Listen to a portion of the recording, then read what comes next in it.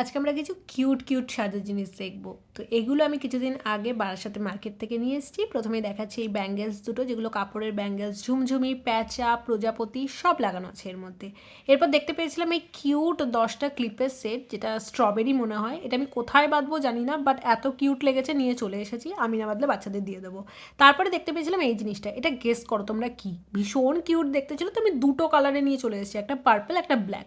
ব্ল্যাকটা আবার একটু নোংরা হয়ে গেছিলো। তো এটা হচ্ছে হেয়ার স্টাইলিংয়ের জন্য একটা জিনিস, যেটা আমি পরে স্টাইল করে কখনো কোনো ভিডিওতে দেখাবো।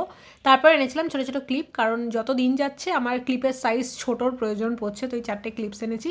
আর নিয়েছিলাম একটা বড় ব্ল্যাক কালারের ম্যাট ফিনিশের ওপর হেয়ার ক্লাচার, যেটা কিনা অতটা বেশি হয়তো আমার দরকার পড়বে না। তারপর নিয়েছিলাম বেশ কিছু সেফটি পিন, কারণ এগুলো যতই স্টক করে বাড়িতে রাখি দরকারের টাইমে খুঁজে পাওয়া যায় না। এই ছিল আজকে shopping. Thank you so much for watching guys. Bye, I love you all, see you soon, tata. দেখা হচ্ছে নেক্সট কোনো ভিডিও।